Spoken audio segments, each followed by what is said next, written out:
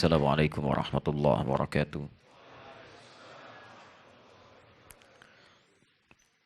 Alhamdulillahi rabbil alamin. Alhamdulillahilladzi wa'adana bil jannatihi an-na'im. Alhamdulillahilladzi madahal muttaqin.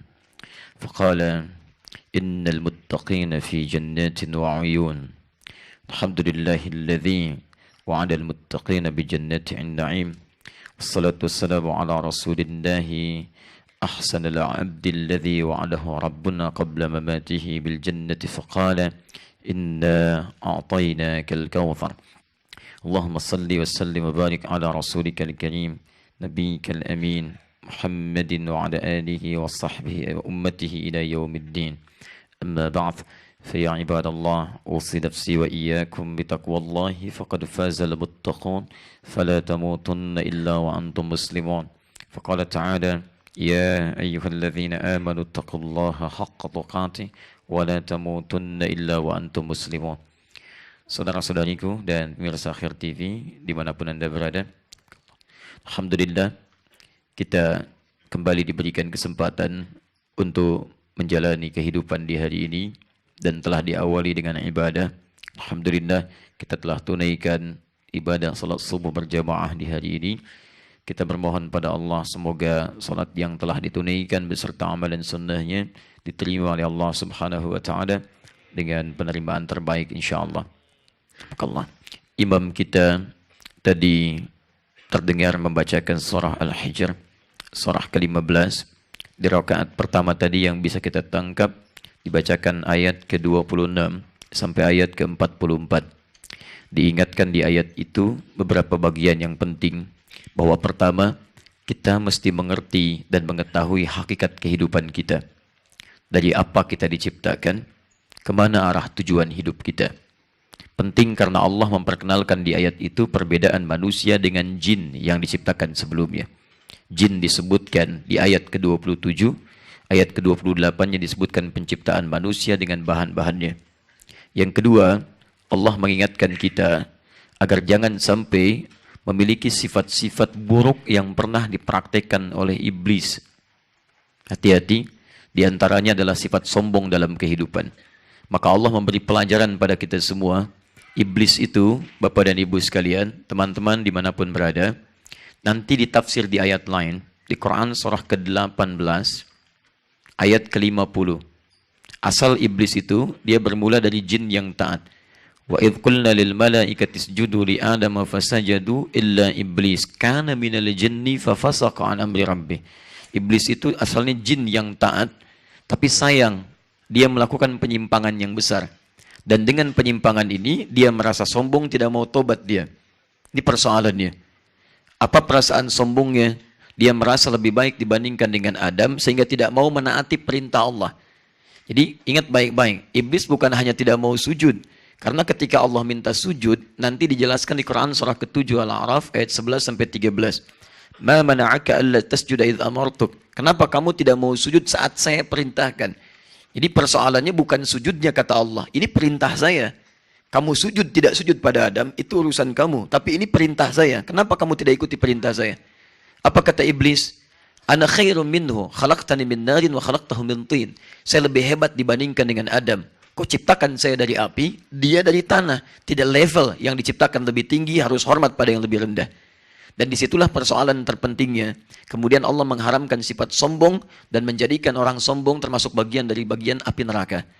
Dari sini, fokus baik-baik. Allah memberikan pesan kepada kita, jangan sampai Anda bersikap dan bersifat seperti iblis. Karena itu akan mengeluarkan Anda dari rahmat Allah seperti Allah mengeluarkan iblis dari rahmat Allah Subhanahu wa ta'ala. Dan itu bisa bermuara ke dalam neraka. Dan yang ketiga, bagian terakhir, di rakaat pertama tadi, ayat 43 sampai dengan ayat 44-nya, fokus baik-baik. Orang yang mengikuti tuntunan iblis akan dijanjikan oleh Allah memasuki neraka Jahannam dengan 7 pintu utamanya. Dan setiap pintu itu sudah punya tanda-tanda. Nah, dan nanti dalam pengakuan iblis di ayat 40 sebelumnya, iblis berjanji akan menggoda seluruh anak cucu Adam supaya mau mengikuti godaan-godaannya dan sifat-sifat buruknya. Tapi ada satu golongan yang punya hijab yang tidak bisa ditembus oleh iblis. Di ayat ke-40-nya. Nah, hijab inilah yang kemudian disebut dengan benteng. Benteng inilah yang menjadi inti surahnya, disebut dengan surah Al-Hijr, surah benteng. Kalau Anda bisa mengamalkan amalan ini, maka akan jadi benteng Anda, perisai Anda dengan godaan iblis. Iblis tidak akan mampu menembus Anda. Bukan tidak menggoda, dia menggoda tapi tidak akan menembus Anda. Kuncinya, illa ibadaka minhumul mukhlasin. Yaitu hamba-hamba Allah yang diikhlaskan oleh Allah subhanahu wa ta'ala dalam aktivitas ibadahnya. Karena itulah Allah meminta kita untuk berusaha ikhlas. Turun Quran surah ke-98 ayat yang kelima itu. Wa ma umiru illa liya'budullaha mukhlishina lahuddin. Mukhlis, berusaha untuk ikhlas. Kalau Anda sedang meraihnya, maka Allah anugerahkan pada Anda sifat ikhlas, berubah nama Anda dari mukhlis jadi mukhlas. Kalau sudah mukhlas, sulit bagi iblis untuk menembus Anda. Di antara ciri orang-orang yang berusaha untuk ikhlas, nanti diteruskan di ayat ke-45, 46, sampai dengan 47-nya. Itulah yang akan mendapat hadiah dari Allah berupa surga terindah bagian dari orang takwa. Innal muttaqina fi jannatin wa uyun, udkhuluha bisalamin aminin. Sungguh sebagian orang takwa akan masuk ke taman surga. Silahkan masuk dengan perasaan yang damai dan tentram. Siapa mereka? Di antaranya adalah orang yang berjuang dengan keikhlasan dalam ibadahnya, dan hebatnya orang ikhlas pertama kali adalah orang yang bisa menghilangkan sifat-sifat buruk dalam dirinya. Ayat 47-nya, wa naza'na ma fi sudurihim min ghillin, dan kami kemudian tanggalkan ahli surga ini, kami tanggalkan sifat-sifat buruk, dendam, cemburu, iri hati dalam jiwanya. Ikhwana, dan mereka bisa membangun persaudaraan di antara satu dengan yang lainnya. Dan hebatnya, karena sifat persaudaraan ini saat di dunia, dikumpulkanlah sesama saudara ini, saling menarik saat di surga, bertemu dan duduk berhadap-hadapan dengan keadaan yang sangat riang. Karena itulah nanti banyak ayat di Quran mengajak kita untuk menumbuhkan persaudaraan, menjauhi sifat-sifat perselisihan, saling iri hati. Hanya orang yang iri hati dan cemburu yang sulit memasuki pintu surga. Karena iblis pertama kali diusir dari surga karena sifat iri hati dan cemburunya. Karena itulah teman-teman, turun ayat untuk mempersaudarakan kita semua dengan turunnya Quran surah ketiga Ali Imran ayat 103 itu. Wa'tasimu bihablillahi jami'a wa la tafarraqu. Bersatulah kalian dengan ukuran tali Allah, jangan terpecah belah. Dan paling hebatnya, lihat ke tengah ayatnya, langsung ke tengah ayat. Fa asbahtum bi ni'matihi ikhwana. Dan dengan nikmat Allah Subhanahu wa taala, kita telah dipersaudarakan. Jangan sampai persaudaraan keislaman kita ini kemudian terlepas karena sifat-sifat godaan iblis.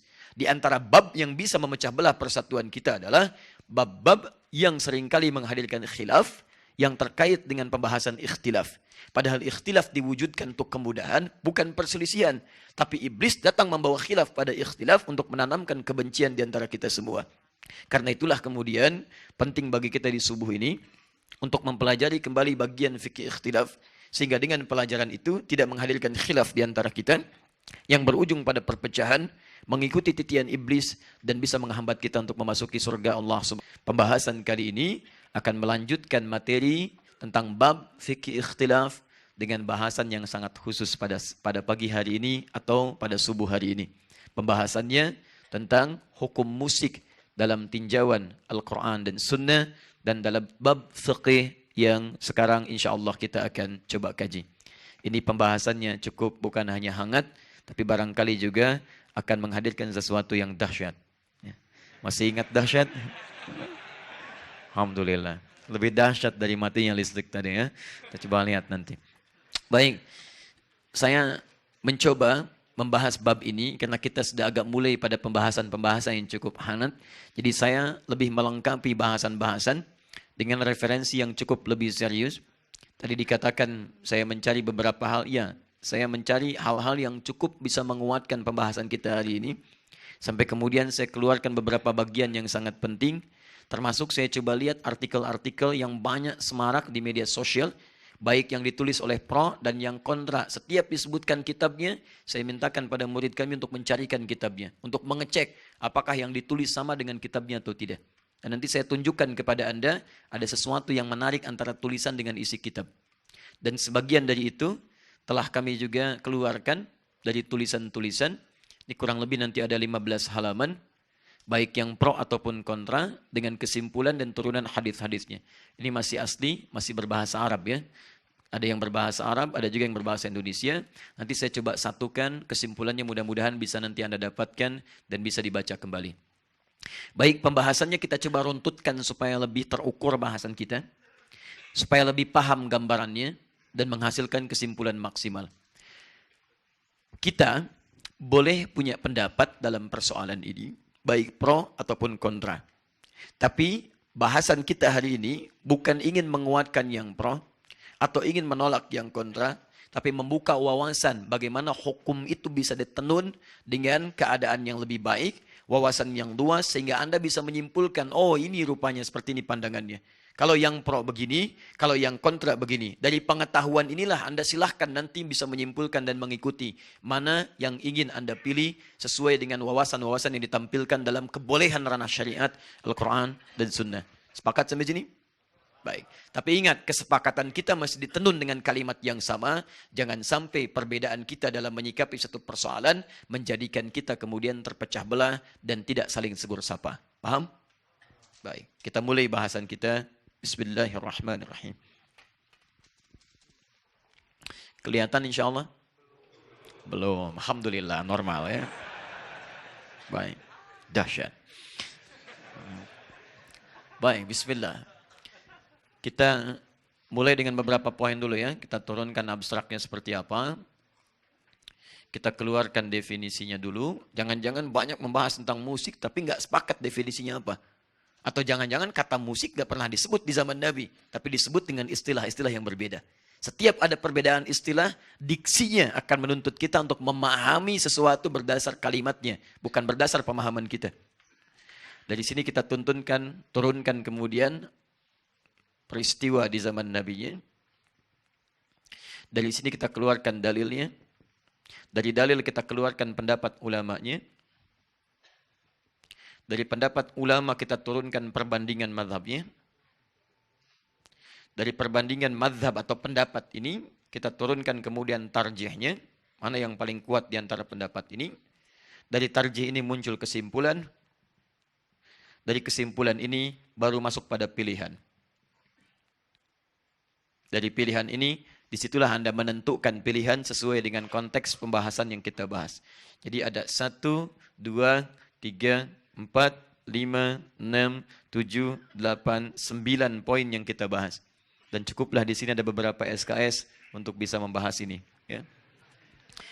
Baik. Fokus baik-baik. Nah ini pembahasannya masih 9 poin ini. Ya, Anda nggak bisa tiba-tiba melahirkan kesimpulan. Apa itu musik hukumnya? Haram. Nggak bisa. Halal. Tidak bisa. Mohon maaf. Kalau Anda sempat kuliah di beberapa kampus di Timur Tengah. Misal, baik di Mesir Al-Azhar, di Libya kuliah dakwah, di Tunisia Zaituna misal, ataupun di Maroko Ibn Tufail dan sebagainya, itu soal kalau ujian kadang-kadang cuma 1. Tapi 1 itu jangan dikira mudah untuk menjawab. Apa hukumnya musik? Anda jawab haram, nilainya 0. Jawabannya mesti diurutkan dengan 9 poin ini. Apa persoalan musik itu? Apa definisinya? Bagaimana peristiwanya? Apa dalilnya? Apa pendapat ulama tentang dalil ini? Bagaimana perbandingannya? Bagaimana tarjihnya? Apa kesimpulannya? Setelah itu apa pilihan Anda di situ? Setelah itu baru dapat nilai. Bisa 10 halaman satu soal. Nah, sekarang kita turunkan dulu. Persoalan abstraknya dalam fikih ikhtilaf ditemukan dalam khazanah pemikiran Islam sampai dengan kondisi kekinian, pandangan-pandangan berbeda tentang hukum musik. Sebagian secara garis besar itu bisa dibagi 2 bagian. Ada yang pro, kita katakan, dalam pro artinya ini membolehkan musik dalam praktek kehidupan. Boleh. Ini pun ada dibagi 2 bagian. Ada yang membolehkan dengan syarat-syarat atau kondisi tertentu. Boleh terikat.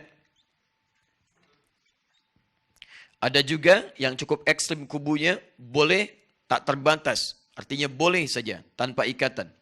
Boleh mutlak. Ada lagi di sini yang kontra terhadap musik. Ya, kontra di sini artinya tidak mendukung yang pertama tadi. Ini pun kemudian kita turunkan menghadirkan hukum haram. Haram ini pun dibagi 2 lagi. Ada haram yang mutlak. Mutlak haram. Gak boleh sama sekali. Jadi kalaupun dikatakan musik haram hukumnya. Ini sudah qat'i. Gak boleh. Ijma' dan sebagainya. Nah, ini hukum yang pertama. Yang kedua, haramnya haram terikat. Ya, jadi tidak mutlak, muqayyad. Dalam keadaan tertentu ada yang tidak diharamkan, ada pengecualian di sini, terikat. Nah, kita lihat. Dari dua hal ini, baik yang pro membolehkan dengan dua turunannya, ataupun yang kontra, kemudian dengan dua turunannya, haram dengan dua turunannya, yang jadi persoalan, perbedaan pandangan dari ulama ini, yang sebetulnya sudah tuntas bahasannya, dimunculkan lagi dalam setiap perkembangan zaman, disampaikan kepada kalangan awam, dan awam tidak memahami bagaimana ulama menyimpulkan hukum. Tahu-tahu sudah mendapatkan keterangan dari guru-guru tertentu yang mengajarkannya. Yang ikut pengajaran di sini maka menyimpulkan boleh, yang ikut di sini menyimpulkan haram. Yang persoalan terbesarnya kadang-kadang karena keinginan kuat untuk memegang pendapat, yang ini tidak pernah membuka dalil-dalil yang ini. Juga demikian yang ini tidak pernah menerangkan dalil-dalil yang ini. Atau persoalannya ketika menerangkan yang ini, yang dikuatkan yang ini saja, sementara yang diambil di sini yang lemah-lemahnya. Sama, yang ini juga diambil di sini yang kuat-kuatnya, kemudian di sini ditampilkan yang lemah-lemahnya. Yang jadi masalah, timbullah kemudian kebingungan di kalangan awam, yang jadi persoalan dari bingung ini jadi perbedaan, lebih persoalan lagi dari perbedaan ini jadi perselisihan. Yang lebih masalah lagi dari perselisihan ini sampai tidak tegur sapa. Yang lebih hebat lagi, ada murid yang bisa menilai guru. Siapa gurunya? Menghalalkan musik ya? Beda manhaj. Masya Allah. Siapa gurunya? Mengharamkan musik ya? Bukan golongan saya. Masya Allah. Lantas golongan siapa? Ini jadi masalah. Karena itu, pagi ini kita coba bahas urai dengan maksimal dua persoalan ini. Kita hadirkan turunannya. Kenapa ada yang pro? Apa dalilnya? Kenapa ada yang kontra? Apa dalilnya? Setelah itu kita perbandingkan. Baru di situ kita simpulkan. Jelas sampai sini? Belum saya jelaskan. Bagaimana bisa jelas? Saya baru buka gitu ya. Baik. Jangan sampai karena suara tadi dalam sholat tidak jelas, membuat Anda semakin tidak jelas ya. Ayo, kita turunkan dulu ke sini. Yuk, kita sepakat dulu. Apa itu musik? Harus disepakati dulu. Karena kalau kita tidak sepakat definisinya, akan liar pembahasannya. Karena itu setiap ulama ketika membahas sesuatu, itu selalu menurunkan batasan yang disebut dengan ta'rif. Namanya definisi. Lughatan wastilahan. Apa menurut bahasa, apa menurut istilah. Misal, bisa. Apa artinya bisa? Halo? Mampu, dapat. Baik, secara bahasa itu banyak. Banyak. Bisa mampu, bisa berarti mampu, dapat. Bisa berarti racun yang melekat pada hewan tertentu. Baik. Nah sekarang kita harus batasi. Dalam batasan apa kita membahas tentang kata bisa ini? Turunkan. Ini secara bahasa.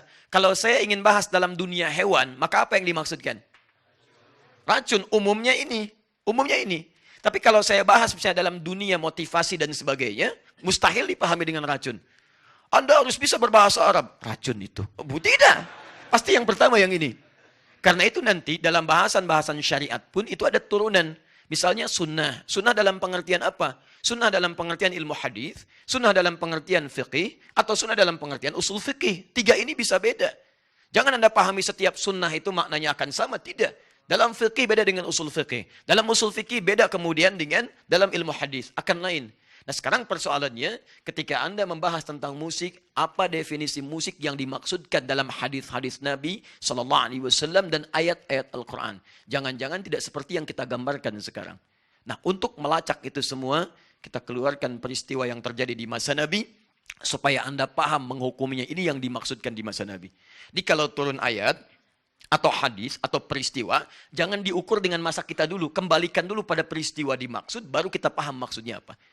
Jangan Anda ukur proses pernikahan Nabi dengan Sayyidah Aisyah dengan konteks adat kekinian. Masuk dulu ke suasana masa Nabi. Bagaimana kebiasaan orang pada saat itu di muka bumi. Bukankah di Eropa terjadi pernikahan dengan anak-anak kecil juga? Bahkan ada yang 6 tahun, ada yang 7 tahun, ada yang 8 tahun. Dan itu terus berlangsung. Jadi bukan hal kemudian yang aneh kalau Nabi menikah dengan Sayyidah Aisyah dalam usia yang sangat dini. Dan kemudian dipergauli dalam masa ketika masa haidnya muncul. Artinya apa? Kebiasaan itu sudah jamak terjadi. Tapi Nabi memberikan satu contoh yang dahsyat dengan turunnya bimbingan dari Allah. Apa itu? Pernikahannya bukan ingin menyalurkan hasrat seksual semata di situ, tapi ingin membuka pelajaran ke umat di masa depan. Kenapa Nabi diminta menikahi Sayyidah Aisyah? Ternyata salah satu hikmahnya, karena beliau punya kemampuan, kepintaran yang luar biasa, cepat menangkap pembahasan, sehingga ketika dinikahi oleh Nabi, tujuan utamanya untuk mengambil pelajaran dari Nabi semaksimal mungkin. Karena nanti ada fikih-fikih yang tidak bisa disampaikan langsung oleh Nabi pada kalangan perempuan khususnya. Dari mana mengambilnya? Sayyidah Aisyah. Fikih dalam keluarga Nabi, tidak semua sahabat bisa masuk ke rumah Nabi. Siapa yang bisa menerangkannya? Keluarga terdekat Nabi. Ternyata Sayyidah Aisyah disiapkan. Setelah Nabi meninggal, beliau menjadi pengajar. Adakah Sayyidah Aisyah melahirkan keturunan? Tidak. Karena yang disiapkan dari situ adalah proses transformasi dan transfer pengetahuan pada generasi setelahnya.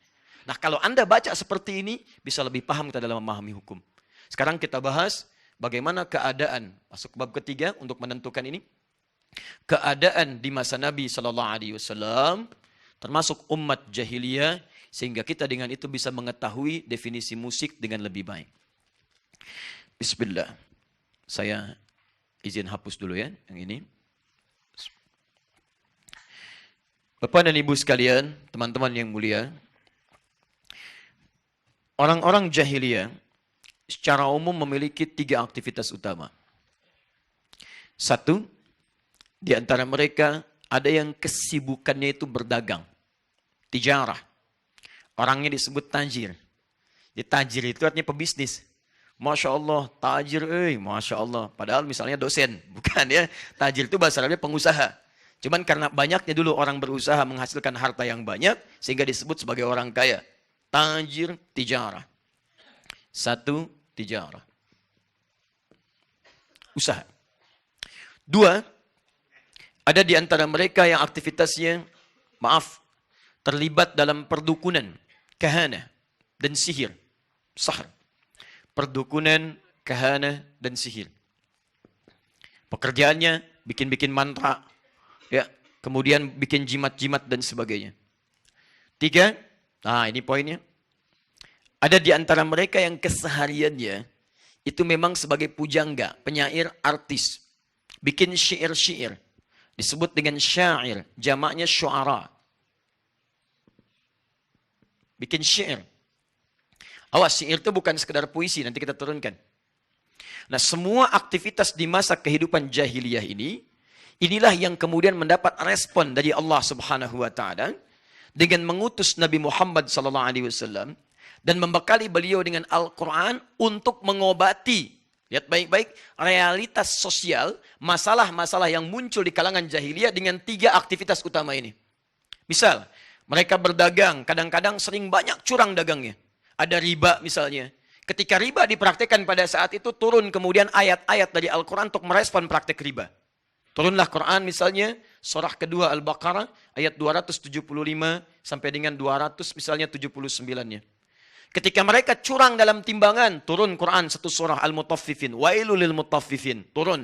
Di ayat-ayat Quran umumnya turun untuk merespon aktivitas-aktivitas yang menyimpang di masa kehidupan itu.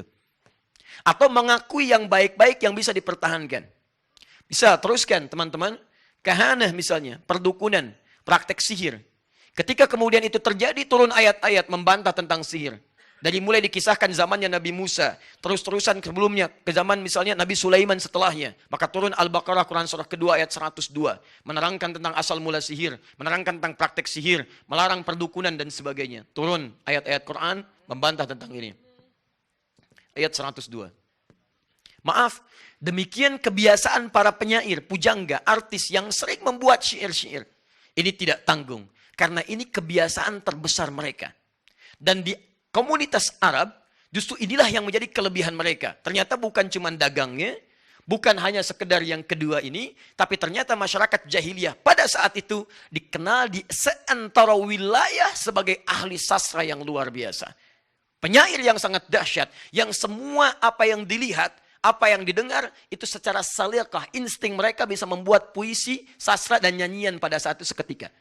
Maka turunlah kemudian untuk merespon ini langsung surah dengan namanya. Surah ke-26, disebut dengan Asy-Syu'ara. Fokus baik-baik ya.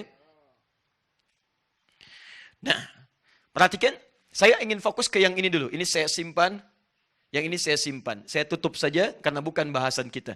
Ini bab di muamalah nanti. Ini bab sisi akidah. Saya mulai dengan ini saja yang ada kaitan dengan pembahasan kita pada hukum musik. Nah, para penyair ini ketika membuat syair-syair mereka, saya tuliskan. Syair-syair ini terbagi pada beberapa orientasi. Ada beberapa jenis. Satu, misal. Ada syair-syair yang terkait misalnya untuk meratapi seseorang. Ratapan. Syair ratapan disebut dengan rafa. Misal, syairnya Imrul Qais. Pangeran pujangga, pangeran artisnya. Tokoh yang paling hebatnya pada saat itu. Dari sejak zaman jahiliyah. Dia punya syair tentang rafa. Ada seseorang ditinggal kekasih, kemudian rumahnya hancur. Sampai dia meratapi itu semua. Begitu melihat orang itu, seketika langsung bikin syair. Kifa nabki min dzikra habibin wa manzili bisaqtil liwa bainad dakhuli fahaumali. Cukuplah sudah, jangan kemudian kau mengenang melamunkan engkau keadaan ditinggal kekasih, dihancurkan rumah-rumahmu. Ayo move on, hadirkan kehidupanmu yang lebih baik. Muncul rasa. Ada lagi misal yang kedua, ada namanya khamriyat. Khamriyat itu untuk persoalan-persoalan mengajak supaya mabuk. Khamriyat. Ya. Banyak yang terkenal di sini teman-teman sekalian. Mohon maaf, misal generasi-generasi setelahnya. Dari mulai sebelumnya ada Ka'ab bin Zuhair. Sampai dengan setelahnya ada Abu Nuwas. Yang kita kenal dengan Abu Nawas. Ada Farazdak. Muncul syair-syair ngajak orang mabuk. Hayyam bina ilal khamri yusqina. Ya, fal khamru yudina wal wawailu lil musallina. Yuk kita mabuk teman-teman sekalian supaya kita minum dengan enak. Jangan khawatir akan celaka karena celaka bagi orang yang salat. Fawailu lil musallin, bukan wawailu lil sakirin. Wail itu untuk orang salat, fawailu lil musallin, tidak ada wail untuk orang mabuk. Fawailu lis sakirin. Bikin dia supaya ngajak orang untuk mabuk, ngajak mabuk. Orang ngajak salat, dia ngajak mabuk. Turun ayat salat, dia turunkan syair tentang mabuk. Disebut khamriyat namanya. Ada syair. Misalnya, teruskan lagi. Ada yang disebut dengan hamasah. Ya. Hamasah itu syair yang dibuat untuk motivasi para prajurit, para pejuang-pejuang, atau orang-orang yang akan berperang. Jadi begitu mereka mau berangkat ke medan perang, itu sudah mereka mengeluarkan syair-syair supaya semangat. Ayo, dibikin dengan syair, karena kehidupannya penuh dengan syair. Hamasah. Teruskan. Ada ghazal. Ya, maaf. Ghazal itu syair-syair yang dibuat untuk merayu perempuan-perempuan atau sebaliknya untuk saling berhubungan satu dengan yang lainnya. Singkatnya ada kaitan dengan zina. Ini. Nah ini, keempat ini, 1, 2, 3, 4, ini diistilahkan dalam bahasa-bahasa syair dengan syairul malahi. Perhatikan baik-baik. Nanti ini kata kuncinya. Malahi. Hal yang tidak ada manfaatnya. Jamak dari kata lahwun. Seakar dengan kata lahwun. Yang kedua, ada jenis syair yang ketika disenandungkan, disampaikan, teman-teman sekalian, fokus, maka dia memiliki jenis berbeda dengan yang ini. Kalau yang ini sifatnya negatif, yang melalaikan, yang kedua disifati dengan sifat positif. Bahkan yang paling unik, Rasul pun menyanjung itu dan pernah memberikan bagian dari burdahnya, sorban yang melilit pada beliaunya untuk diberikan hadiah pada orang yang pernah bersyair dengan syair yang jenis yang kedua ini. Apa di antara yang kedua ini? Pertama, namanya ada yang disebut dengan madah. Madah. Madah itu qasidah, kumpulan syair untuk mengangkat sisi-sisi positif yang bisa diteladani. Pujian-pujian positif. Misal, ada seorang bernama Ka'ab bin Zuhair, asalnya memusuhi Nabi. Bahkan keluar fatwa dari Nabi, halal darahnya. Kemudian setelah itu dia bertobat, ketika mendengar itu dia bertobat, memperbaiki keadaannya. Cuman dia tidak bisa merubah karakternya, karena tabiatnya seorang penyair. Penyenandung dia.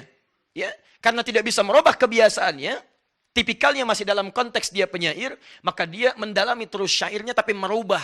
Dari yang sifatnya mencela, menghina disebut dengan haja, saya belum turunkan tadi, syair untuk celaan, dirubah menjadi madah.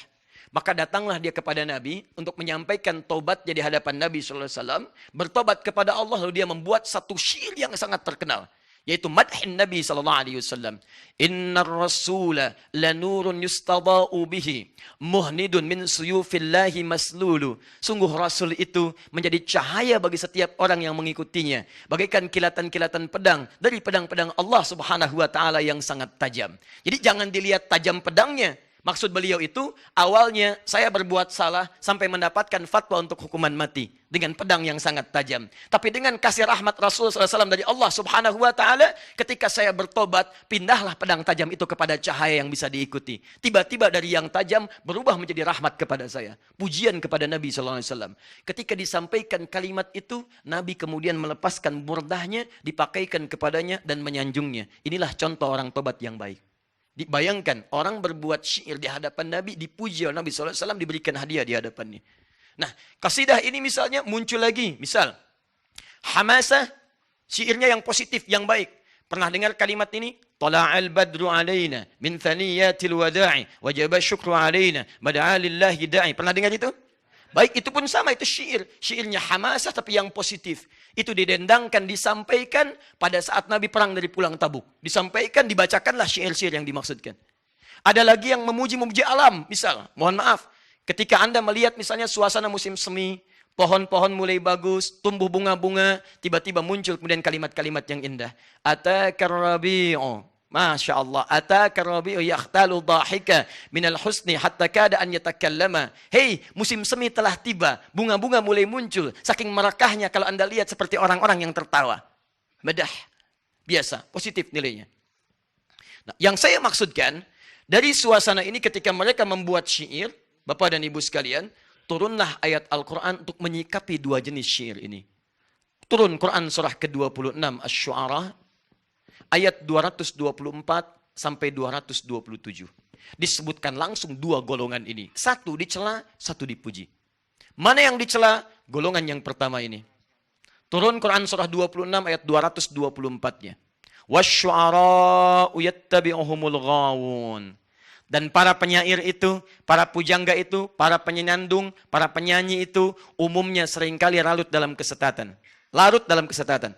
Alam tara annahum fi kulli wadin yahimun. Tidaklah engkau perhatikan kalau mereka mau mencari inspirasi-inspirasi, kadang-kadang datang ke lembah-lembah pada saat itu.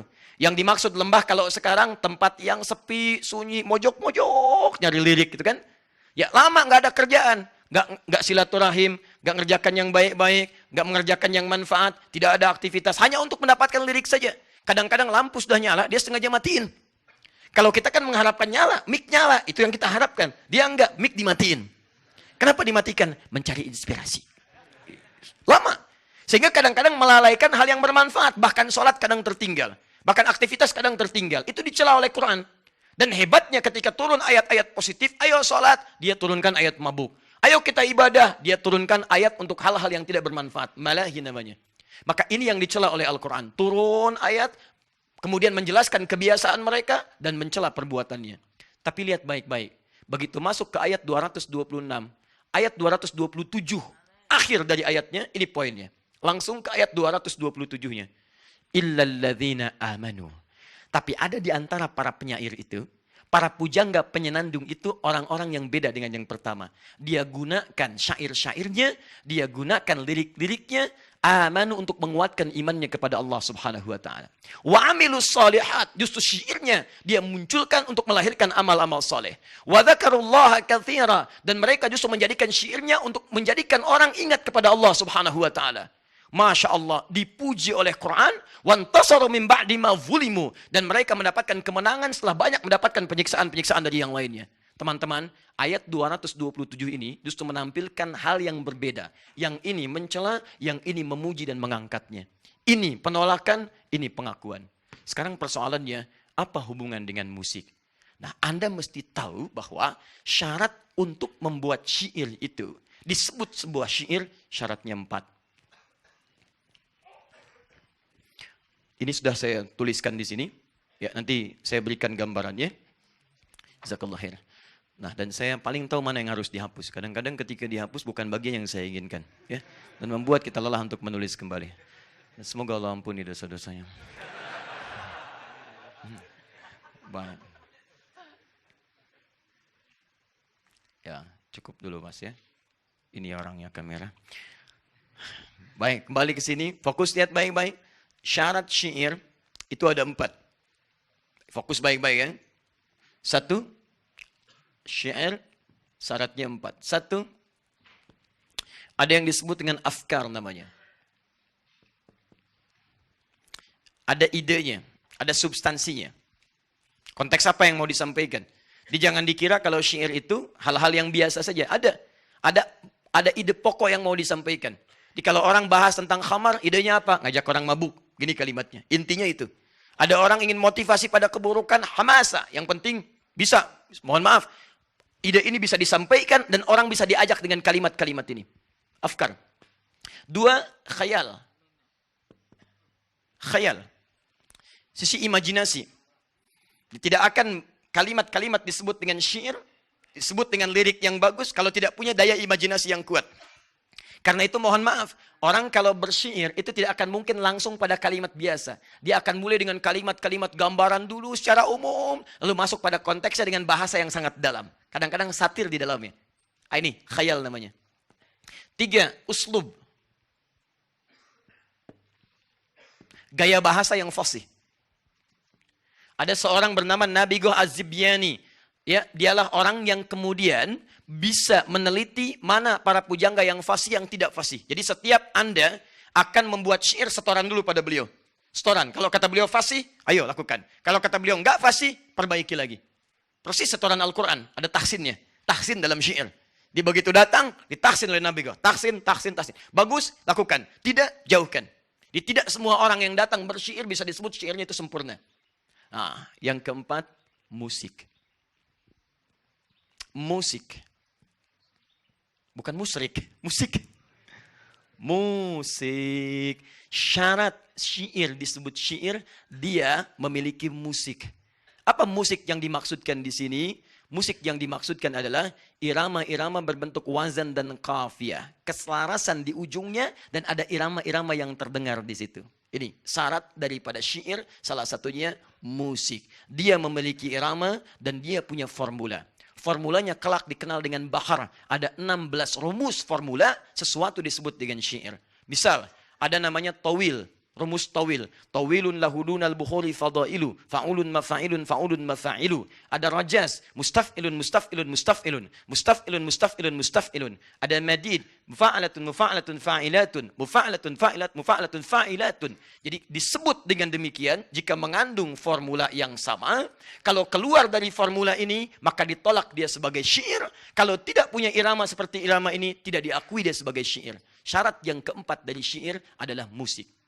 Fokus baik-baik. Sekarang sudah mulai sampai kita pada intinya. Nah ini. Fokus. Jadi ketika seseorang membuat syair, dia harus memenuhi 4 unsur ini.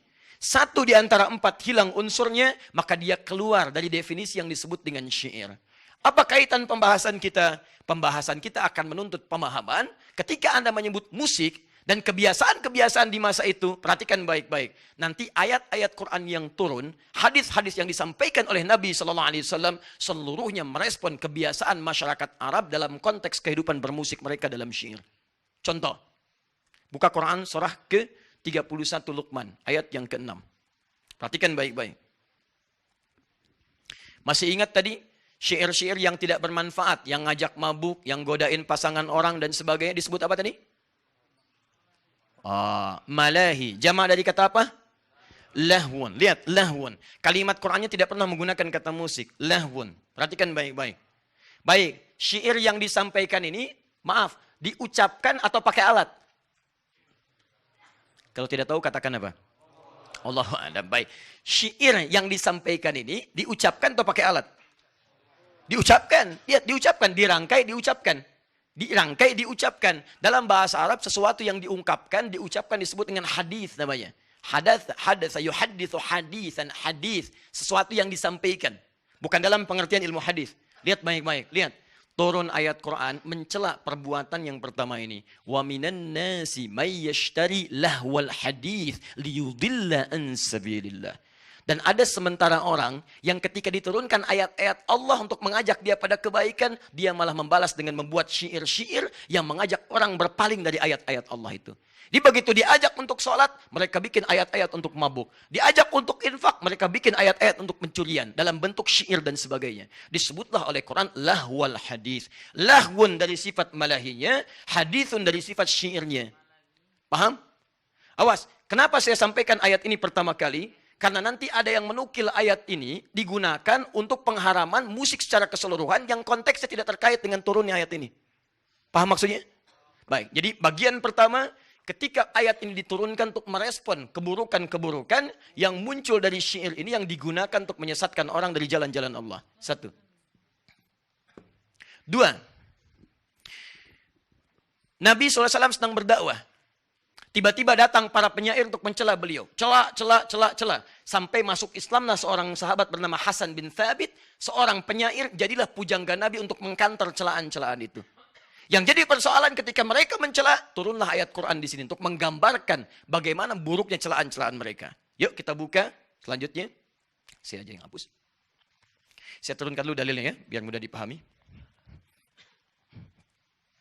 Surah An-Najm. Surah keberapa? 53. Quran surah 53 ayat 59 sampai 61. Kemudian Quran surah ke-69. Surah apa? Al-Haqqah ayat 41 sampai dengan ayat 42. Perhatikan. Nabi menyampaikan ajakan dakwah, tiba-tiba mereka menertawakan. Setelah menertawakan, padahal ayat-ayatnya tentang kiamat, tentang taubat ditertawakan oleh mereka. Dan hebatnya ketika menertawakan mereka bernyanyi-nyanyi dengan nyanyian-nyanyian syair. Bernyanyi-nyanyi, nyanyi-nyanyi. Nyanyi ada iramanya tidak? Ada iramanya, ada suaranya tidak? Ada, nggak ada orang nyanyi nggak ada suaranya. Sedang apa? Bernyanyi? Nggak mungkin, mustahil. Lihat kembalikan sini. Ketika mereka mengolok-olok Nabi turun ayat. Afamin hadzal hadithi ta'jabun. Kok kamu heran sih dengan ayat-ayat Quran yang diturunkan ini? Wa tadhakuna wa la tabkun. Malah ketawa. Bukan meresapi. Wa antum samidun. Malah membuat syair untuk bernyanyi-nyanyi. Yang mengolok-olok ayat-ayat ini. Di mereka membuat syair untuk mengolok-olok ayat-ayat Quran. Bernyanyi, bersenandung dengan syair itu. Disebut dengan samidun. Dalam bahasa Yaman tempo dulu. Samidun artinya yughannun. Kata ghina. Yughannun. Bergina. Bernyanyi. Samidun. Ada bahkan, maaf, di antara celaannya kepada Nabi, ada yang menuduh Nabi sebagai tukang sihir. Ada yang menuduh Nabi sebagai dukun. Karena Quran itu bukan ayat Allah. Tapi Quran cuma senandung jimat-jimat. Turunlah Quran misalnya surah 69 ayat 41 sampai dengan 42-nya. Membantah pernyataan itu. Wa ma huwa biqauli syair. Qalilan ma yu'minun. Wala biqauli kahin. Qalilan ma tadhakkarun. Hei, Muhammad bukan seorang penyihir. Muhammad bukan seorang dukun. Tapi ayat-ayat Quran turun untuk mengajak Anda berbuat baik dalam kehidupan. Kesimpulan cepatnya adalah, satu, musik yang dimaksudkan pada era Nabi SAW itu lekat erat dengan kebiasaan para penyair yang membuat syair. Jadi kalau disebutkan musik, yang dimaksudkan ini. Gak ada yang lain. Paham? Dan ini dibagi dua. Ada yang dicela oleh Quran, ada yang tidak dicela oleh Quran. Ada yang kemudian dicela oleh Nabi, ada yang kemudian justru dipuji oleh Nabi SAW. Paham sampai sini? Baik. Sekarang saya ingin hapus beberapa bagian untuk menerangkan turunan dari sini. Disinilah inti persoalan kita. Tolong fokus ke sini. Bismillah. Saya simpulkan pelan-pelan. Fokus. Jika disebutkan musik dalam konteks keterangan hadis dan ayat Quran, maka yang dimaksud apa? Syair. Yang dimaksud syair. Dari syair inilah nanti turun misalnya lirik, ada senandung, bahkan ada nyanyian, ghina. Istilah ini, perhatikan baik-baik, istilah ini nanti memunculkan banyak-banyak istilah. Kalau negatif disebut dengan lahwun. Kemudian ada melahi, jamaknya. Senandung nyanyian disebut dengan ghina, ughniya. Ughniya. Ada yang positif nanti dari sini, yang menghasilkan hadis-hadis dan ayat-ayat Quran untuk mengangkat, membenarkan ya konteks yang dilakukan pada saat itu. Jadi ada yang positif, ada yang negatif. Baik, sampai sini dulu pelan-pelan. Fokus baik-baik, lihat baik-baik. Ketika membuat syair, ada unsur musiknya. Ada liriknya, senandung, ada nyanyiannya. Dibagi dua bagian. Ada yang bertentangan dengan nilai agama, ada yang justru menguatkan nilai agama. Yang menguatkan turun ayat dan hadis untuk memujinya, yang kemudian menjauhkan turun ayat-ayat dan hadis untuk mencelaknya. Paham sampai sini? Baik. Ini pakai alat atau tidak? Halo? Yang tidak pakai alat, angkat tangan. Yang pakai alat, angkat tangan. Yang wallahu a'lam, angkat tangan. Alhamdulillah. Sekarang perhatikan. Ini yang saya sampaikan, ini yang belum pakai alat. Sekarang, apakah pada saat itu syair-syair ini bebas dari alat? Ternyata tidak. Ada bahkan beberapa yang menggunakan alat. Misal, ada yang pakai rebana. Ada. Ya, dikenal dengan toblun atau tobulun. Ada. Anda pernah lihat gendang besar kalau dalam peperangan? Ya, misal ada acara-acara film-film kolosal, dokumenter. Begitu mau perang dipukul kendangnya. Dung, dung, dung. Beduk, seperti beduk. Pernah dengar itu? Baik, pernah lihat yang ketika ada nyanyian, kemudian pakai rebana, tangtung, tangtung, tangtung, tang, tangtung, tangtung, tangtung, tang. Ada yang seperti itu? Pernah dengar? Baik, misalnya, itu disebut dengan toblun. Sudah ada, masa dulu sudah ada. Ada yang kemudian dari kayu, namanya ud, dan diberikan senar di situ. Ya, disebut gitar tempo dulu. Gitar itu dari bahasa Arab, autar namanya. Dari bahasa Arab, bukan autan. Autan buat nyamuk. Ya. Autar. Autar, ini. Jadi gitar itu bukan dari bahasa Inggris asalnya. Diambil dari bahasa Inggris ambil dari bahasa Arab. Autar asalnya. Autar, nah jadi autar ini senar-senar yang dilekatkan pada kayu dan dipetik. Biasanya sampai 3 senar di situ. Ketika dipetik ini alatnya berubah namanya menjadi ma'zifah. Jamaknya disebut dengan ma'azif. Ma'zifah. Ma'zifah. Jamaknya disebut dengan ma'azif. Sekarang ini inti yang paling penting dari pembahasan kita. Ada para penyair yang mereka dalam syairnya hanya menggunakan kata-kata saja. Ada para penyair yang dalam syairnya diiringi kemudian dengan alat-alat. Di antara alatnya ada rebana toblon, ada alat petik ma'zifah, jamaknya dengan ma'azif. Nah, dua hal ini pada masa Islam di zaman Nabi SAW itu pun masih berlangsung. Dan menariknya dua negatif ataupun positif juga terjadi di masa Nabi SAW. Setelah masa Islam, maaf, yang bersyair masih ada. Contoh, saya ambil yang positif dulu misalnya ya. Dan itu ada di hadis-hadis yang sahih. Riwayat Al-Bukhari, riwayat Muslim, riwayat Abu Daud, bahkan sebagian disahihkan oleh Syekh Muhammad Nasiruddin Al-Albani. Dan setelah saya rangkum di sini, ada sekitaran sampai 5 sampai dengan 9 hadis. Tayyib.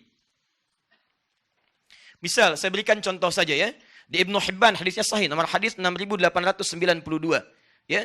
Baik, teman-teman hadisnya dari Buraidah. Hadisnya dari Buraidah. Satu kali ada 2 orang yang berdendang.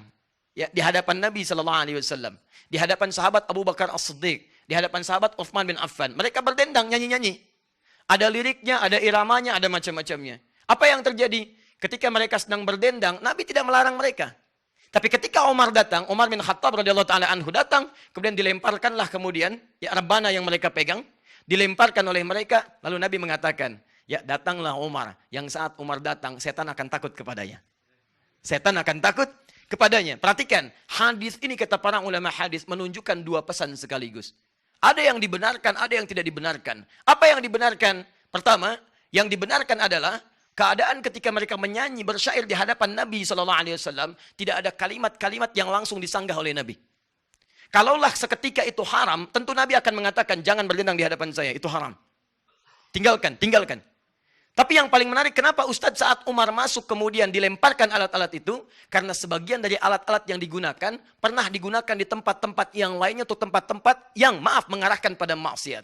Contoh, tidak sedikit orang-orang menggunakan gitar, kemudian gitar yang saya maksudkan yang tempo dulu, kemudian rebana untuk mengiringi perbuatan-perbuatan maksiat yang terjadi pada saat itu. Contoh, mohon maaf, fokus ini. Itu dulu orang Arab kalau mau maksiat, mereka akan datang mengenakan jubah terbaiknya untuk menunjukkan status sosialnya. Biasanya menggunakan sutra, laki-laki pakai sutra, datang. Kemudian dia bawa, maaf ya, perangkat-perangkat mabuk. Dari yang perasan kurma, perasan anggur dan sebagainya. Setelah itu disertailah dengan penyanyi-penyanyi biduan-biduan sambil diiringi dengan alat-alat musik. Ada yang pakai rebana, ada yang pakai kemudian gitar-gitar yang dipetik pada masa itu. Sebagian bersenandung, sebagian yang mabuk, ada yang zina dan sebagainya.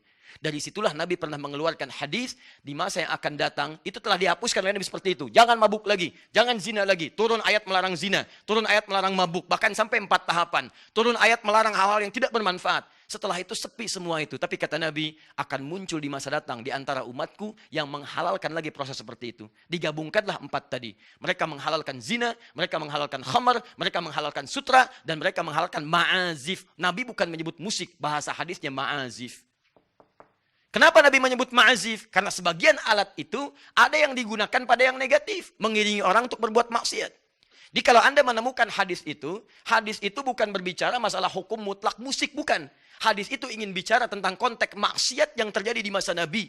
Yang sering diakibatkan oleh penggabungan antara alat-alat musik dengan tujuan-tujuan maksiat. Coba Anda cek, kalau orang muncul dengan glamoritas, dengan alat-alat yang tadi, disertai dengan alat-alat musik, pasti ujung-ujungnya maksiat. Silahkan cek. Cek kalau tidak keliru. Silahkan, kalau Anda tidak percaya silahkan. Di sampingnya ada minuman, menggunakan suasana glamor, terus ada alat-alat musik di sampingnya, ada yang nyanyi. Pasti minimal akan terjadi maksiat. Kalau tidak ikhtilat joget bersamaan, kalau tidak kemudian mabuk-mabukan, apa yang terjadi? Ujung-ujungnya zina. Itu persoalan terbesarnya. Silahkan cek, bukankah ada tempat-tempat menampung seperti itu? Ya, misal ada sebagian tempat-tempat disebut dengan diskotik, ada klub malam, dan malam bukan siang. Belum ada klub siang, kan? Ada klub malam, ada diskotik, ada macam-macam. Silakan, apa yang terjadi? Begitu musik di setel, alat-alatnya ada, untuk mabuknya ada, musiknya ada, alatnya ada, orang menggunakan pakaian-pakaian yang borjuis. Sutranya memang sudah nggak ada, tapi yang dipakainya luar biasa. Sama-sama mahalnya, sama-sama alat kesombongannya. Muncul itu, bergabunglah semua elemen ini. Inilah yang menyebabkan hukum haram turun. 2. Jadi, fokus alatnya sudah ada. Kemudian nyanyian yang tanpa alat juga ada, tapi hukum-hukum yang disampaikan oleh Nabi keluar 2 bagian dari Nabi. Ada yang mengharamkan, ada yang seketika kemudian menghalalkan. Contoh kedua, saya agak cepat ya. Nanti saya buka kitab, setelah ini kita selesai. Satu kali Nabi melihat Sayyidah Aisyah. Kemudian ketika beliau melihat Sayyidah Aisyah di rumah beliau, masuk ke dalamnya, Sayyidah Aisyah sedang dihibur oleh 2 orang. Ya. Yang bantu beliau, jariyah beliau, ketika dihibur menggunakan syair. Ya. Bahkan menggunakan ini, rebana, dufuf, tobel. Dipukul-pukul, nyanyi-nyanyi, dan sebagainya. Datanglah sahabat Abu Bakar As-Siddiq radhiyallahu ta'ala anhu. Ketika beliau datang, beliau tidak suka dengan itu. Nanti saya catat ini. Dan ini nanti diantara yang saya pegang salah satunya. Karena beliau senangnya dengan Quran. Senangnya dengan hal-hal yang baik-baik berupa hadis dan sebagainya. Tidak terlampau suka dengan masalah-masalah musik. Jadi begitu masuk, beliau katakan, apa bimazmuri syaitani fi baitin Nabi sallallahu alaihi wasallam? Kok ada senandung-senandung setan? Maksudnya ini saya nggak suka ini nih. Kok ada yang haram di rumah Nabi sallallahu alaihi wasallam? Abu Bakar memahami setiap musik itu haram. Apa kata Nabi? Hadis sahih. Kata Nabi, Abu Bakar, janganlah usil ya dengan menghukumi mereka. Ini hari raya untuk mereka, biarkan mereka bersenandung. Perhatikan, Abu Bakar menghukumi haram perbuatan 2 orang jariyah tadi. Nabi mengatakan tinggalkan mereka, biarkan mereka bernyanyi karena ini hari raya untuk mereka. Hadza yauma aidihim. Ini hari raya untuk mereka, biarkan mereka bernyanyi. 3. Lihat baik-baik. 3. Teman-teman sekalian, dalam bab pernikahan. Tiba-tiba ada sahabat kalangan yang menikah, suasananya sepi. Nabi perintahkan pada Sayyidah Aisyah. Ya Aisyah, kenapa tidak ada orang-orang yang bernyanyi? Kenapa tidak ada orang-orang yang bersyair? Bukankah orang Ansor senang kalau ada pesta seperti ini, ada yang bernyanyi, ada yang bersyair? Nabi malah memerintahkan, keluarkan dufuf, pukul rebana, dan buat syair-syair yang bagus untuk menghibur mereka. Di hiburan-hiburan, urusan-urusan yang sifatnya dalam kebaikan. Nabi malah meminta dihadirkan, bukan meminta dihilangkan. Ini yang paling menarik. Nah, turunkan hadis-hadis ini. Jadi, dari hadis-hadis yang terlihat membenarkan musik ini, muncullah golongan pro di sini. Dikeluarkanlah hadis-hadis dari Nabi yang membenarkan tentang musik tadi.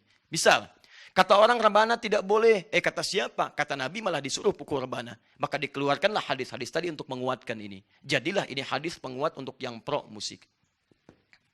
Baik, kata siapa dilarang? Toh dalam pernikahan yang tadinya dilarang, didiamkan, Nabi malah menyuruh untuk memainkan itu. Ini menunjukkan bahwa musik boleh. Hadis yang kedua.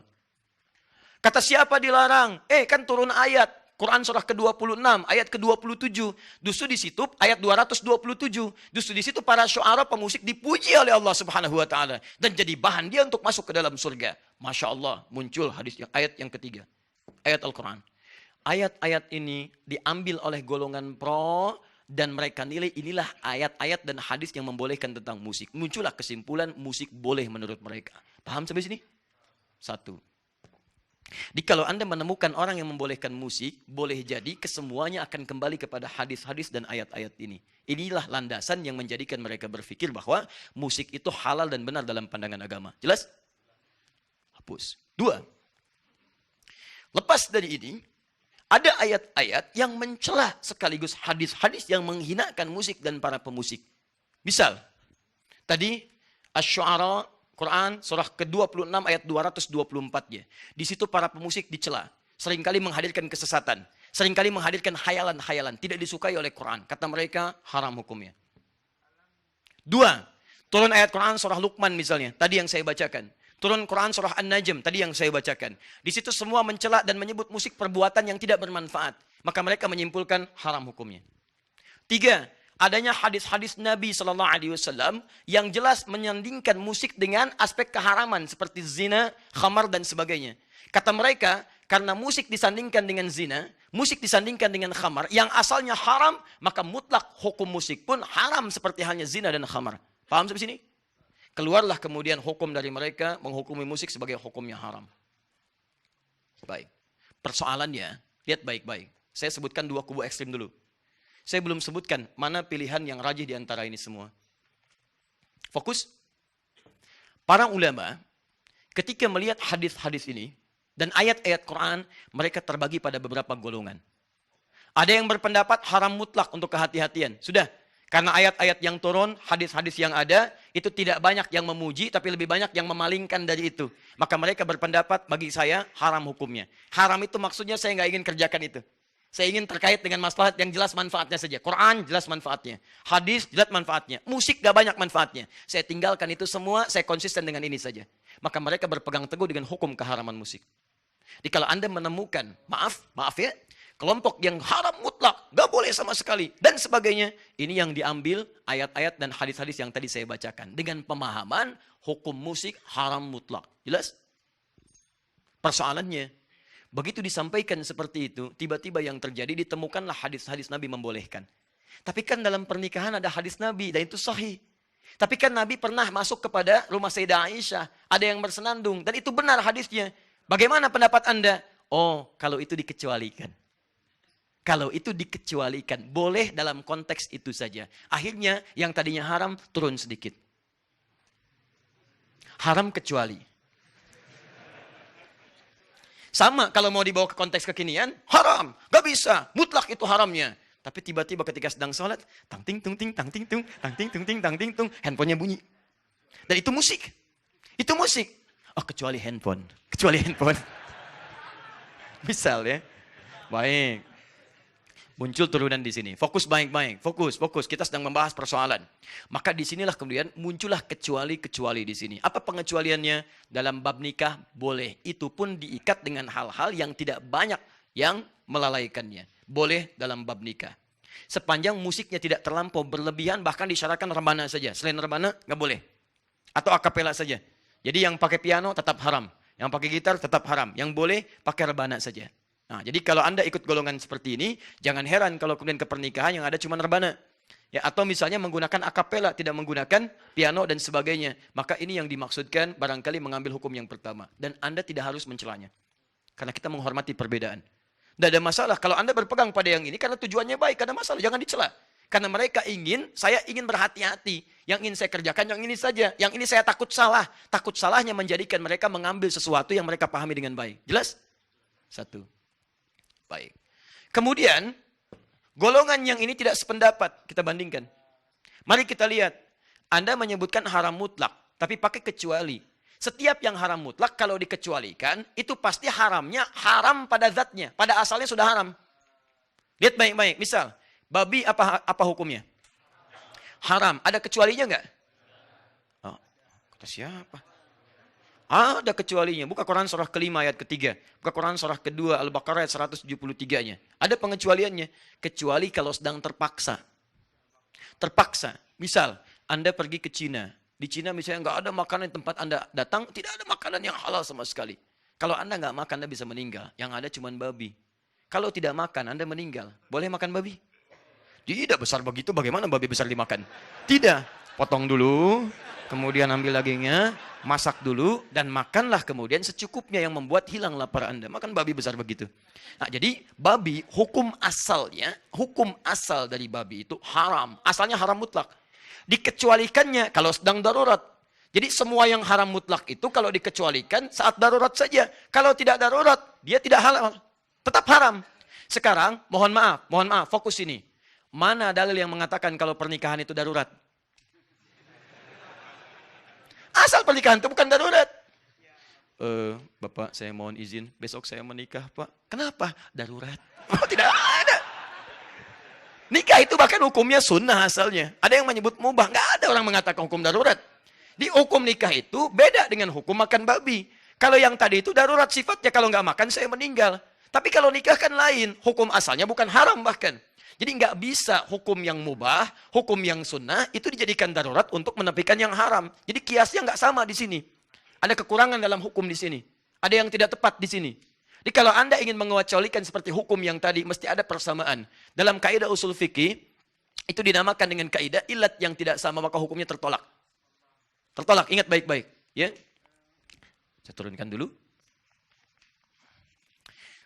Ustaz, itu kan ijma ulama. 4 madhab mengharamkan musik. Pernah dengar kalimat itu? Baik, 4 madhab mengharamkan musik. Mari kita lihat. Saya pernah keluarkan beberapa artikel teman-teman. Dan saya simpulkan semua artikel yang berbahasa Indonesia. Rata-rata mengambil referensi dari artikel Arab yang saya telah turunkan di sini printout-nya. Ada di sini semua. Dan dalilnya sama semua. Jadi ngambilnya dalilnya sama, Qurannya, hadisnya, macam-macam dari sini semuanya. Saya keluarkan, di antara yang dikutip adalah perkataan Imam Asy-Syafi'i. Disebut di situ di jilid yang keempat, halaman 92. Disebut kalimat Imam Asy-Syafi'i dan dengan kalimat kias yang luar biasa. Perhatikan baik-baik. Di situ disebutkan kalimat bahwa Imam Asy-Syafi'i tidak membenarkan wasiat dengan alat musik. Tidak membenarkan wasiat dengan alat musik. Bahkan kata beliau, kalau ada alat musik kemudian diwasiatkan, itu batal hukumnya. Ini menunjukkan kata beliau, Imam Asy-Syafi'i menghukumi haram bagi alat musik. Bahkan ada dari Imam Asy-Syafi'i keterangan, kalaulah kemudian, maaf, ada orang-orang yang mencuri alat musik, maka tidak dihukum kisos, nggak usah dipotong tangannya. Karena dia mencuri sesuatu yang diharamkan. Paham sampai sini? Pernah dengar kalimat itu? Nah, saya mencoba meneliti, sampai jam 2 saya cari, karena nggak disebutkan di bagian apa itu dimaksudkan. Dan itu yang menyalin juga beberapa kalangan, ada yang gelarnya cukup tinggi, ada yang sampai PhD dan sebagainya. Ada yang sebagian pernah juga mentahdir saya dan seterusnya, nggak ada masalah. Terus kita kumpulkan, kemudian kita keluarkan, saya sampai bilang kepada staf kami, tolong berikan, cari buku Al-Um. Karena di situ disebutkan Al-Um. 9 jilid kita buka, setiap jilidnya ditemukan jilid yang keempat. Kita cek dalam kitabnya, apa yang terjadi. Ternyata saya punya keyakinan kuat, yang bersangkutan belum tentu melihat isi kitabnya. Karena yang dimaksud di kitab itu bukan hal yang disampaikan oleh yang bersangkutan. Yang dimaksudkan pembahasan lain dalam konteks berbeda, tapi kalimatnya dipotong. Sehingga salahlah kesimpulan yang ada. Contoh, saya bukakan jilid yang keempat halaman 123. Mungkin beda cetakan. Di cetakan yang dimaksudkan dituliskan halaman 92.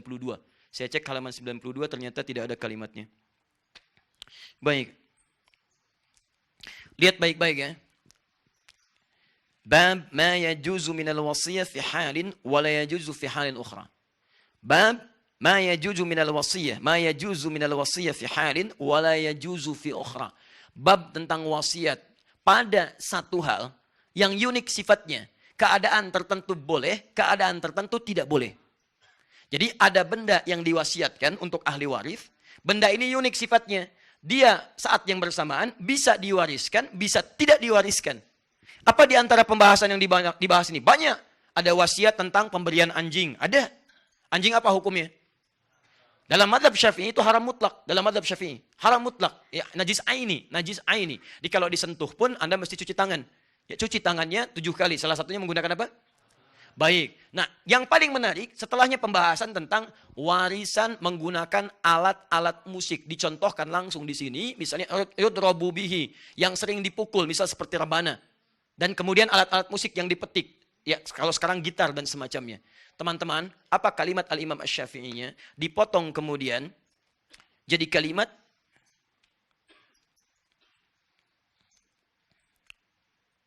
wa illam yasluh illa lidarbi lam tajuz 'indi. Dipotong sampai situ. Dan kalau wasiat tentang alat musik itu hanya dimaksudkan untuk alat pukul, alat musik saja, maka wasiat itu tidak boleh menurut saya, batal. Teruskan, disambung lagi kemudian. Wa in kana la yasluhu illa lidarbi batalat 'indil wasiyah wa hakadzal qaul fil mazamir kulliha. Ini yang dikutip sampai sini saja. Yang dikutip sampai sini saja. Lihat kalimatnya. Fa in kanat lahu wa in kana la yasluhu illa lidarbi batalat 'indil wasiyah. Kalau wasiat itu dimaksudkan alat musik yang biasa dipukul, kalau terjemahannya dipotong, maka maknanya berubah. Kalau yang diwasiatkan itu adalah alat musik yang biasa dipukul, maka menurut saya hukumnya batal wasiat, kata Imam Asy-Syafi'i. Kata beliau ingin mengatakan dialihkan potongan ini dengan terjemahan menurut yang menerjemahkan, dipahami kata Imam Asy-Syafi'i, kalau warisannya berupa alat musik maka itu batal hukumnya. Ini menunjukkan alat musik itu hukumnya haram. Demikian kesimpulan yang menyampaikan hukum haram. Padahal di bab ini kalau dibaca keseluruhan, Imam Asy-Syafi'i membagi dua alat musik yang diwasiatkan. Alat musik pertama, sama alatnya, sama-sama rebana. Tapi yang pertama dipukul untuk yang bermanfaat. Seperti motivasi orang pada kebaikan, konteks dulu untuk berperang. Perang jihad. Di ketika mau jihad didorong, bikin syair, Hasan bin Sabit dipukul rebana, dang, ding, dung, gendang dipukul dan sebagainya. Kata Imam Asy-Syafi'i, kalau itu yang diwariskan maka halal hukumnya. Alatnya sama. Boleh. Tapi kalau yang diwasiatkan ke ahli waris, diwasiatkan kemudian, atau menjadi warisan, hanya alat musik yang digunakan untuk yang lahun saja yang ini. Untuk nyanyi-nyanyian yang tidak bermanfaat, untuk mabuk-mabukan, untuk diarahkan pada yang maksiat, itu yang dimaksudkan kata beliau, batalat 'indil wasiyah, batal wasiatnya. Di kalimat itu dari Imam Asy-Syafi'i bukan ingin menghukumi musik haram mutlak, bukan. Imam Asy-Syafi'i ingin mengatakan alat musik yang dimaksudkan jika dipakai untuk hal-hal kepentingan maksiat.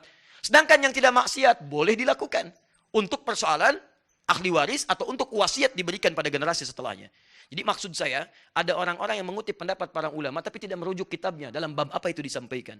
Ternyata ketika para ulama, Imam Syafi'i itu tidak terlampau menyenangi musik. Tapi yang paling hebat, beliau itu ahli syair. Dan punya diwan, namanya Diwan Imam Asy-Syafi'i. Punya kumpulan-kumpulan syair. Tapi karena konsennya kepada fikih, konsen pada Al-Quran, terlampau banyak menjauhi yang seperti ini. Tapi hukumnya ada.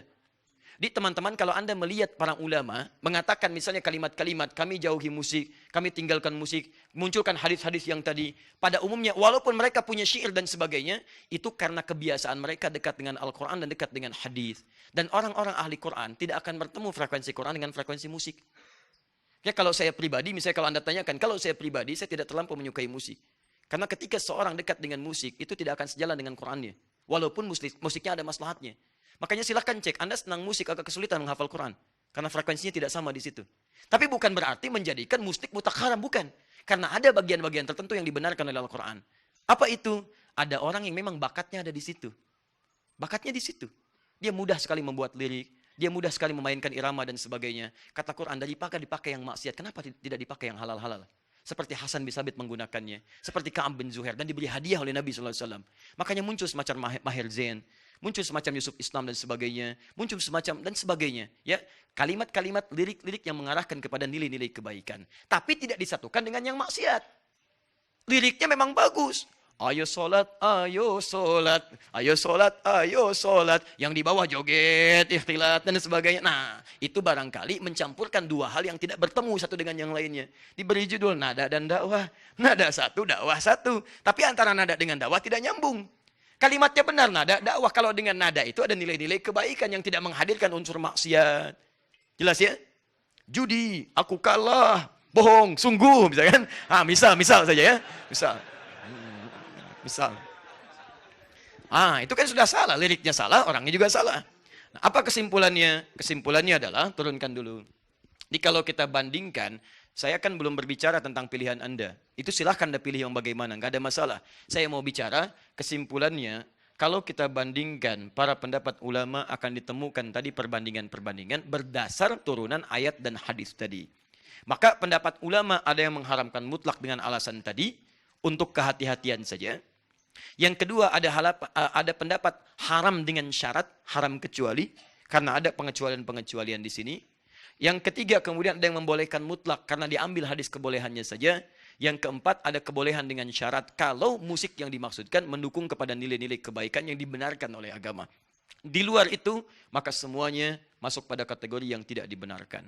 Nah, dari 4 ini bagaimana kita menyimpulkan tarjihnya? Yang paling gampang, para ulama membuat hukum umum. Ditariklah garis dari kiri ke kanan. Garis ini kesimpulan terakhirnya. Tengah-tengahnya disebut mubah. Fokus. Tarik ke kiri jadi makruh. Tarik ke kiri lagi jadi haram. Ini tarik ke kanan, jadi sunnah. Ini hukum asal ya. Jangan kaitkan dengan musik dulu, hukum asal. Tarik sunnah ke sini jadi wajib. Fokus. Perhatikan baik-baik. Hukum ini cuma 5. Mubah, tarik kiri makruh, tarik kiri lagi jadi haram. Tarik kanan sunnah, tarik kiri, kanan lagi jadi wajib. Kita letakkan musik pada porsinya. Perhatikan baik-baik. Jika musik itu tidak ada hubungan sama sekali dengan maksiat, dan tidak mengajak juga misalnya secara langsung pada ketaatan yang standar-standar saja, maka dihukumi mubah di sini. Bisa lagu-lagu kebangsaan yang sifatnya tidak ada lirik maksiat dan sebagainya. Di Saudi ada lagu kebangsaannya, Indonesia ada lagu kebangsaannya. Dan dengan nilai-nilai itu disampaikan nilai-nilai kebangsaan suatu bangsa misalnya. Maka itu masuk pada kategori yang ini saja, mubah. Karena itu hampir tidak ditemukan ulama di setiap tempat walaupun mengharamkan, tapi anehnya agak susah memberikan fatwa haram pada lagu kebangsaannya.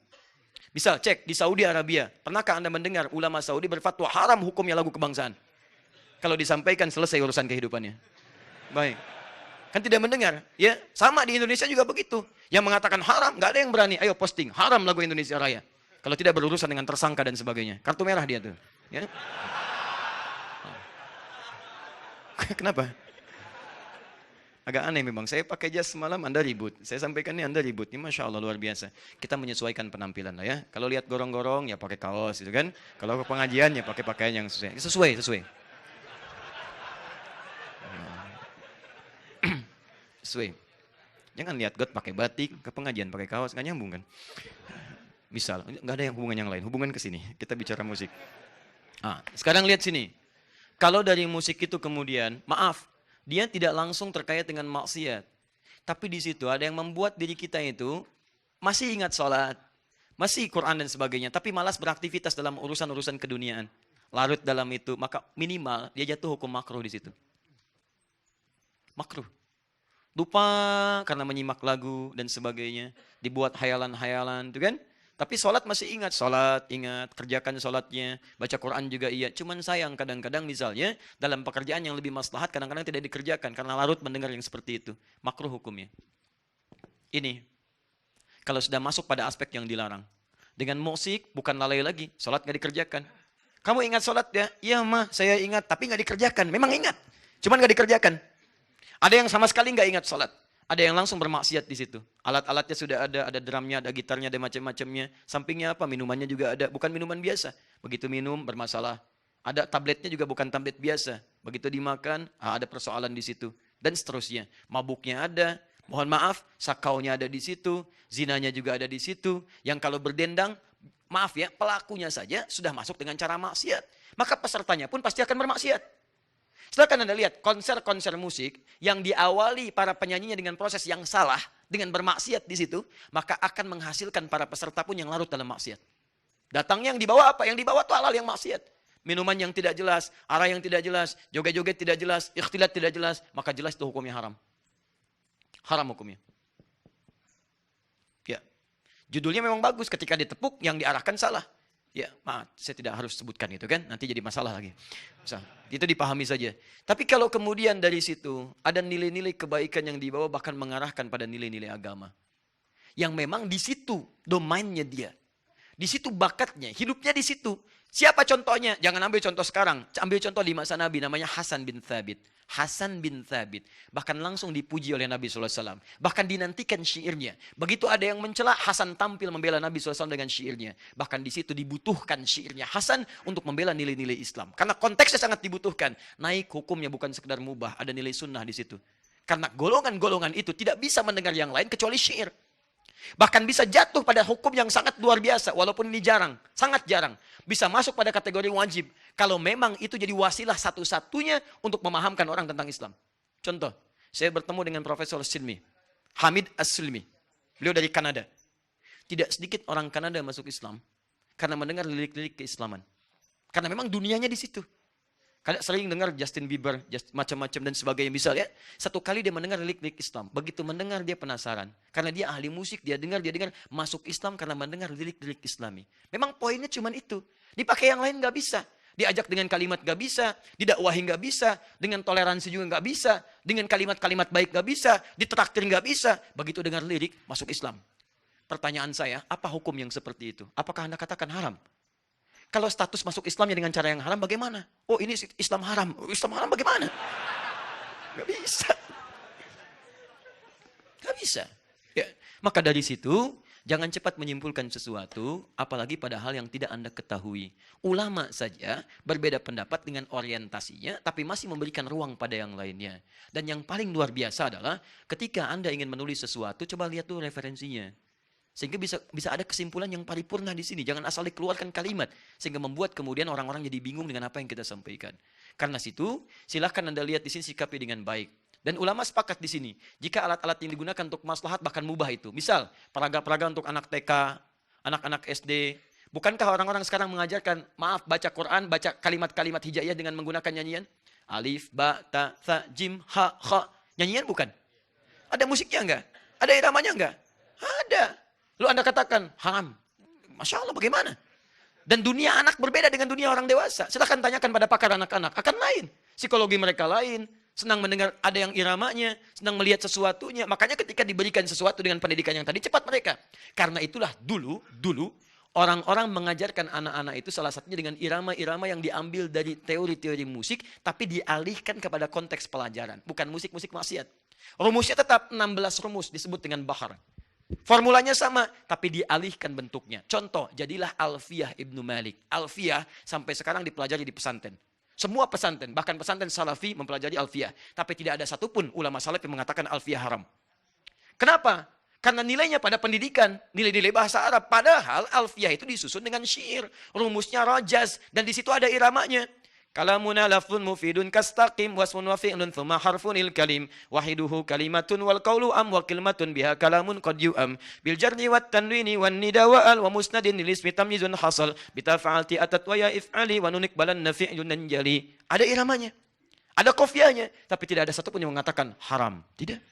Kenapa? Karena nilai-nilai tadi dialihkan pada hal-hal yang bermanfaat dalam kehidupan. Ada alfiyah ilmu hadis pakai syair, ada alfiyah ilmu Quran pakai syair. Tapi menariknya, tidak ada satupun ulama mengatakan alfiyah hadis haram. Alfiyah syair, alfiyah Quran haram. Tidak ada. Alfiyah Quran itu bukan Qurannya, tapi syair-syair untuk memahami ilmu-ilmu Al-Quran. Teman-teman, hadir. Yang jadi masalah, ketika Quran ditinggalkan, hadis ditinggalkan, dibawalah notasi-notasi itu pada keperluan maksiat lagi. Disusun alat-alatnya. Karena kebanyakan dipakai maksiat, akhirnya orang umumnya memahami. Kalau ada alat itu lekat dengan maksiat, akhirnya umumnya cenderung untuk menjauhinya. Muncul rumusan, nggak ada masalah. CDF, GABC, GABC, DFIS G, DBC, ABCIS D, ABCIS D, FIS A, FIS A, BCIS D, E, BCIS D, E, FIS AIS B, FIS AIS B, CIS AIS FIS. Jadi gitar, kunci A, kunci B, kunci C, ya, kunci G, kunci F, dan sebagainya. Ditarik kemudian ke notasi ke piano, ada do, re, mi, fa, sol, la, si, do. Asalnya dari mana? Dari bahasa Arab. Dal, ro, mim, fa, sol, lam, do, re, mi, fa, sol, la, si, do. Dal, ro, mim, fa, sod, lam, dal. Ya, dal, ro, mim, fa, sol, lam, dal. Ya, sod, do, re, mi, fa, sol, la, si, do. Betul. Saya tidak bercanda. Kalau Anda cari ini asalnya, ini semua dari notasi-notasi dari ilmu syair asalnya. Ditarik dan yang menemukan ini orang Islam. Sekali lagi, Anda coba main lah. Kalau ada rezeki, main ke Melbourne. Ya. Tahu Melbourne? Lampu merah, senuan dikit. Anda masuk ke Melbourne, main ke Islamic Museum. Jadi kalau kita datang, ini posisinya di sini. Anda datang dari sini nih. Lewat sini. Ini nggak bisa parkir di sini, nanti diusir warga. Anda ke sini. Ini ada parkiran di sini. Parkirannya cukup luas. Anda masuk dari pintu belakangnya ke sini. Di sini ada tukang kebab. Di sini ada pelayan perempuan, ya. Belum nikah, masih ada peluang. Nih, orang masuk sini. Ini tangga ke atas. Anda jangan naik tangga, lurus ke sini aja. Nah, di ruangan ini nanti ada Hazanah Islamic Gallery. Disitulah teman-teman Anda akan temukan bagaimana terkumpul hasil peninggalan orang Islam, karya-karya orang Islam. Di antaranya apa? Ada karya tentang prototipe pesawat Abbas bin Firnas. Di atasnya langsung diberikan gambarannya. Ada karya-karya Avicenna dan ada karya-karya disebutkan catur di situ ada. Kemudian alat musik Islam disebutnya alat musik Islam. Imam Azif ada pada zaman dulu dan ditemukan notasi termasuk catur. Papan caturnya ada. Syatranj itu ditemukannya oleh siapa? Orang Persia, kemudian diberikan notasi dari orang Islam. Raja dari kata Malik, ya. Kemudian ada patih lagi di situ, ada kemudian kuncung, ya, dan itu ada istilah-istilahnya, betul, ya kan? Gini, kuncung garanya lurus gini, ada yang seperti ini, ada yang putih, ada yang hitam kan? Baik yang putih lurus begini, yang hitam begini, nggak bisa lurus dia, bering aja begini, ya. Jadi kalau ada orang jalannya miring, kuncung, ya, bisa. Ya, termasuk di sini ada notasi tadi do re mi fa sol la si do dari mana diambilnya. Anda bisa foto itu. Bisa foto, bisa lihat-lihat dan seterusnya. Anda bisa diambil. Nanti Anda masuk lagi, lurus lagi. Di sini ada kaca. Di kaca itu ada wallpapernya, wallpaper dari Syajaratun Nabi. Ya, jadi generasi keturunan Nabi. Dari Nabi Adam terus sampai ke bawah. Sampai ke Nabi Muhammad SAW. Ada semua silsilahnya di situ. Bisa diturunkan. Nah, jadi maksud saya adalah, ayo coba kita luaskan wawasan. Dan kesimpulan terakhirnya adalah, tarjihnya, mana yang terkuat di antara ini? Selalu yang paling kuat itu yang pertengahan. Karena kita diminta oleh Allah untuk mengambil bagian pertengahan. Kita umat pertengahan. Quran surah kedua ayat 143. Wa kadzalika ja'alnakum ummatan wasata, yang tengah-tengah. Jadi kalau kita melihat proporsional saja, jangan-jangan antum haramkan mutlak tapi antum butuh sesuatu untuk bermanfaat dalam diri antum. Jangan-jangan halalkan mutlak tapi ada maksiat yang berbahaya di situ. Karena itu, jika memang dengan musik itu Anda bisa mendapatkan manfaat yang dibutuhkan untuk mendukung agama, Anda boleh ambil bagian dari porsi itu. Tapi kalau nggak ada manfaatnya, saran saya tinggalkan. Karena nggak ada manfaat dalam kehidupan Anda. Ya, kalau saya pribadi, saya tidak terlampau menyukai hal seperti ini. Saya belajar itu untuk menjelaskan hukum, bukan ingin ikut kemudian terlibat dalam hal-hal yang dimaksudkan. Tidak. Saya jurusan saya di bahasa Arab. Ya, spesialisasi saya tentang Al-Quran. Karena saking cintanya dengan Quran, saya belajar bahasa Quran. Bukan untuk bisa bahasa Arab, tapi mendalami bahasa Quran. Maka kami pelajari itu. Dan di jurusan bahasa Arab pasti akan belajar dengan ini semua. Makanya kami punya argumentasi untuk menyampaikan. Karena saya pelajari. Ya, 5 tahun di Tripoli saya pelajari tentang ini, tentang syair, tentang rumus, tentang macam-macam. Sampai apa unsur syair dan seterusnya. Sampai ditemukanlah kalimat ini. Anda kalau nggak belajar tentang ini, Anda nggak akan paham kenapa kalimat Quran turunnya dengan lahwal hadith. Kenapa di sini ada malahi, kenapa ada ma'azif, kenapa tidak disebutkan kalimat musik. Karena yang dimaksud musik pada saat itu, apa yang tadi kami terangkan. Bukan berarti jadi otoritatif, bukan. Ada juga yang lain yang mungkin punya pendapat. Yang penting kita saling menghormati. Yang salah itu adalah yang terlalu fanatis dengan pendapatnya dan menjadikan perpecahan dalam kehidupan.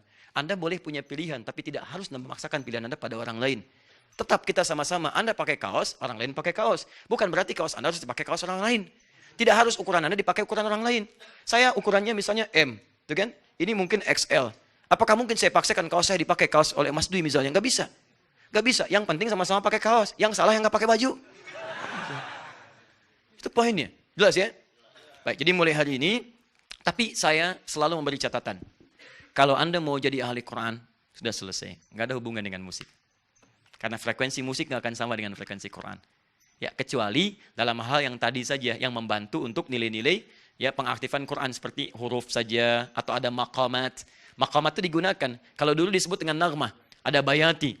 Bayati, ya, ada ras misalnya kan. أرى طيرا على الغصن ينادي Ar-Rahman. Nah, itu diterapkan ke surat Ar-Rahman. Suka ada itu. Ada ras, ada bayanti, ada hijaz, ya, dan seterusnya. Kalau saya nggak terlalu pandai itu. Ya, kalau kami hanya mendalami bacaan-bacaan, murattal, kemudian menghafal dan sebagainya. Mungkin ada yang mujawwadah. Itu yang dihadirkan di MTQ dan seterusnya. Itu nggak ada masalah. Tapi kalau hal-hal yang sifatnya yang tidak bermanfaat, saran saya tinggalkan. Karena itu nggak ada manfaat dalam kehidupan kita. Sepakat sampai sini? Sepakat. Nah udah, kalau sudah sepakat, saya sampaikan jelas. Paham sekarang? Jadi apa hukum musik? Masya Allah. Satu bilang mubah, satu bilang haram, satu bilang ini, Masya Allah. Nanti kesimpulan terakhirnya, apa hukum musik? Relatif. Kita berjumpa lagi insya Allah di pertemuan berikut. Saya izin menyampaikan pengumuman. Pertama, Alhamdulillah ada beberapa yang sudah kita diskusikan untuk membuat keadaan kita lebih baik, dekat dengan Allah, berkontribusi positif bagi bangsa kita, dan insya Allah menjadi generasi yang terbaik untuk ke depan. Salah satunya adalah kita ingin mengembalikan pemahaman pada Quran dengan cara yang baik dan semangat untuk menghafalkannya. Ada buku yang sudah kami bagikan di 3 tempat di Bandung ini. Ya, bukunya Muslim Zaman Now, hafal Quran dalam 30 hari. Itu baru kita bagikan. Kajian buku itu Anda bisa simak di Akhir TV atau bisa ke Bekasi tiap malam Jumat. Ba'da maghrib sampai ba'da isya. Itu membahas tentang isi buku itu. Ya, cuman saya berikan Anda peringatan sebentar. Itu buku ditulis kurang lebih dalam 2 hari lah. Ya. Kemudian persoalannya nanti dicetak dia dengan 3 tempat cetakan yang berbeda dengan komputerisasi yang tidak sama. Saya punya keyakinan di bagian mushaf yang belakang itu di situ ada lompatan-lompatan, mungkin ada yang tidak sama. Misalnya suratnya An-Naba atasnya mursalat, ya kan? Atau ada yang lompat. Nah itu ada pola komputer yang berbeda di situ. Itu nggak ada masalah. Nanti kita akan cetak ulang, ya, dan kita sesuaikan itu. Jika ada masukan-masukan, kasih kabar kami untuk disempurnakan kemudian. Tapi poinnya adalah nanti setelah buku itu ada, insya Allah setiap taklim kita akan ada simulasi untuk menghafal Quran di setiap tempat yang saya ajarkan. Di antara datang dengan pulang ada perbedaannya. 2, untuk di Bandung, pusat-pusat untuk terbitan nanti buku-buku untuk panduan, kami sudah hadirkan di Antapani nanti. Nanti ada Kuantum Akhyar penerbit di situ, KAPI. Anda bisa terhubung ke sana. Kalau Anda ingin konfirmasi masalah buku dan macam-macam, ya, sebagainya terkait dengan ajaran-ajaran Quran Sunnah Solution. 3, Anda yang berminat silahkan bisa mendaftar di Kuantum Akhyar, itu akan ada kelas-kelas Quran. Kelas Quran itu kelas kehidupan di situ terkait dengan profesi Anda seperti tadi malam saya sampaikan. Misal Anda pengusaha, masuk ke kelas pengusaha. Nanti ada kelas pengusaha mengeluarkan ayat Quran dan hadis sesuai dengan profesinya. Ada kelas pengajar, dosen, guru dan sebagainya. Bagaimana ayat Quran berbicara tentang pendidikan dan seterusnya. Masuk, isi formulirnya, kembalikan karena dibuka hanya sampai akhir bulan ini.